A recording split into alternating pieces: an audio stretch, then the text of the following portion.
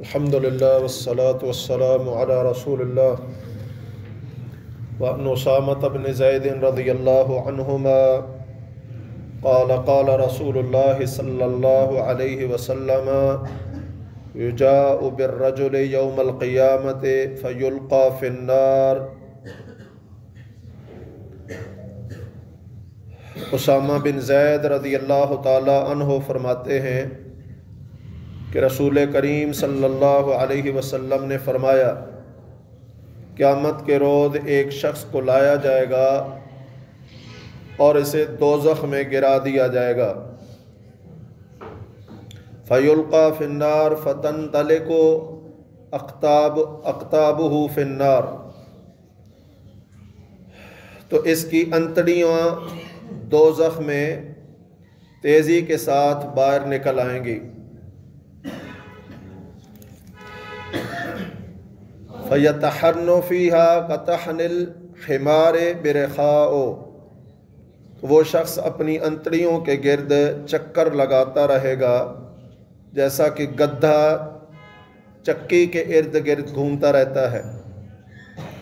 فَيَجْمَعُ أَهْلُ النَّارِ عَلَيْهِ، اور سارے جہنمی اس کے پاس اکٹھے ہو جائیں گے۔ فَيَقُولُونَ، اور کہیں گے، اے فلان، مَا شَأْنُكَ،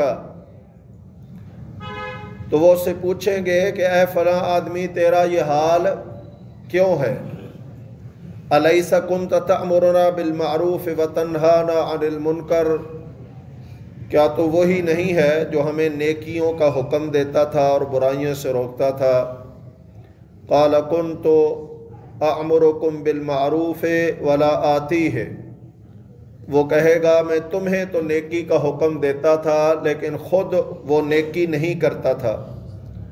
وَأَنْهَاكُمْ عَنِ الْمُنْكَرِ وَآتِيهِ، میں تمہیں تو برائیوں سے روکتا تھا لیکن خود اس برائی کا ارتکاب کرتا تھا۔ متفق علیہ، یہ حدیث صحیح بخاری اور مسلم کے اندر ہے۔ اس حدیث مبارکہ میں بڑی سخت وعید بیان کی گئی ہے، جو لوگوں کو تو نیکی اور خیر کی بات کرے اور خود نیکی نہ کرے، لوگوں کو تو برائی سے روکے لیکن خود اس برائی سے باز نہ آئے، یہ بڑی سخت وعید ہے۔ اس سے سخت عذاب شاید ہی کسی اور کا ہو کہ ایک تو عذاب میں مبتلا ہے اور وہ بھی عجیب و غریب عذاب میں، اور دوسرا سارے جہنمی لوگ اس کو دیکھ رہے ہیں اور اپنا عذاب بھول کر وہ اس کے عذاب پر تعجب کا اظہار کر رہے ہیں۔ اللہ سبحانہ و تعالی ہمیں اس عیب کمزوری سے محفوظ رکھے۔ ہم نیکی کا لوگوں کو حکم دیں تو خود بھی اس پر عمل کریں، برائی سے لوگوں کو روکیں تو اس سے خود بھی رک جانے والے بنیں، کیونکہ اللہ سبحانہ و تعالیٰ نے یہودیوں کی یہ خصلت بیان کی ہے کہ تأمرون الناس بالبر وتنسون انفسکم، وہ لوگوں کو نیکی کی باتیں کہتے تھے لیکن خود بھول جاتے تھے، یعنی نہیں کرتے تھے۔ اور لوگوں کو جو بندہ بات کہے اور خود اس پر عمل نہ کرے، اس کے لیے اللہ سبحانہ و تعالیٰ نے فرمایا ہے، کبر مقتا عند اللہ ان تقولوا ما لا تفعلون، اللہ کے ہاں یہ بڑا گناہ ہے کہ تم وہ کہو جو خود نہیں کرتے۔ تو لوگوں کو کہنا اور خود نہ کرنا یہ بڑے عذاب کا سبب ہے۔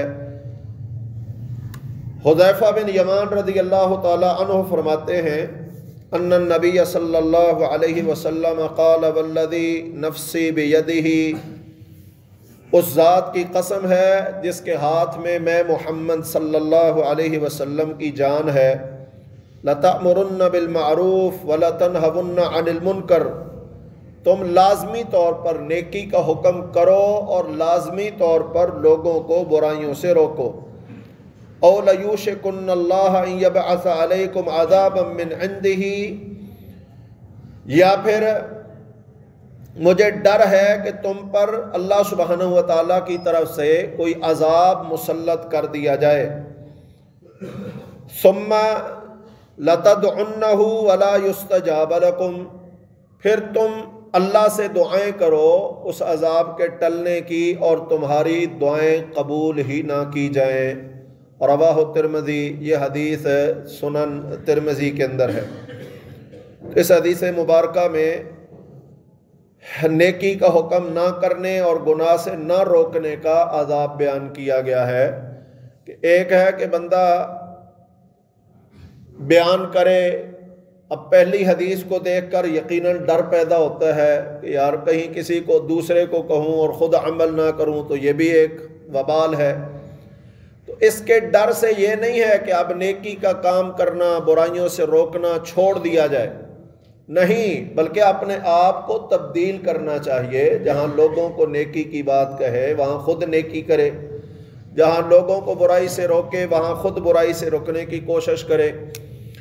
اس لیے یہ پہلی جو وعید تھی وہ اس شخص کے لیے ہے جس کے پاس علم ہے اور وہ علم چھپاتا ہے، کسی کو بتاتا نہیں ہے۔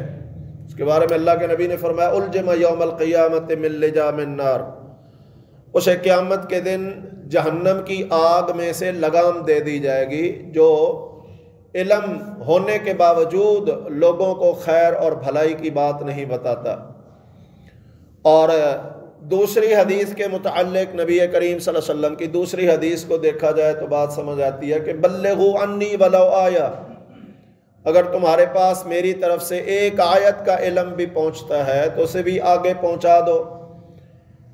تو نیکی اور خیر بہت سارے کام ہیں، ہم عمومی طور پر جو معاشرتی برائیاں ہیں ان کو دیکھیں تو وہ عام پھیلتی چلی جا رہی ہیں، اور حقیقت یہ ہے کہ وہ جیسے قیامت کی نشانیوں میں سے ایک نشانی ہے نا کہ بدکاری لوگ کریں گے، اور سب سے اچھا بندہ وہ ہوگا جو پاس سے گزرے گا اور کہے گا کم بختو سائڈ پہ تو ہو جاؤ۔ تو آج ہم برائیوں کو دیکھتے ہوئے پاس سے گزر جاتے ہیں، یہ بھی کہنے کی ہمت و جرت نہیں ہے کہ یار اللہ سے ڈر جاؤ۔ تو یہ قیامت کی نشانیوں میں سے ایک نشانی بنتی جا رہی ہے، تو ہمیں اس نشانی کا جو ہے وہ حصہ نہیں بننا چاہیے، بلکہ ہمیں کوئی بھی کسی کو برائی کرتے ہوئے، کسی کو جھوٹ بولتے ہوئے، کسی کو دھوکہ دیتے ہوئے، گالی دیتے ہوئے، غیبت کرتے ہوئے، کوئی ایسا معاشرتی جرم کرتے ہوئے دیکھیں تو اسے نصیحت کریں کہ بھائی یہ گناہ ہے، ایسے نہیں کرتے۔ بہرحال کسی اچھے طریقے سے، اچھے انداز سے ہی سمجھانے میں خیر ہوتی ہے، فتویٰ لگانے سے اجتناب کرنا چاہیے، کیونکہ فتوے سے اگلے میں ضد پیدا ہوگی، نصیحت کارآمد نہیں ہوگی۔ تو بڑے اچھے انداز سے، بڑے پیارے انداز سے بندہ اس کو سمجھائے تو یقیناً اگلا سوچنے پر مجبور ہو جاتا ہے کہ یار کہیں تو اچھی بات ہے۔ اور میرے خیال میں ابھی تک ہمارے معاشرے کے اندر وہ دور نہیں آیا کہ لوگ آگے سے منہ لگ جائیں، یا واقعتاً جو ہے وہ کسی کو برائی سے محبت سے روکا جائے تو وہ بندہ گلے پڑ جائے۔ اللہ سبحانہ و تعالی ہمیں سمجھ کی اور عمل کی توفیق بخشے۔ اقول قولی ھذا واستغفر اللہ لی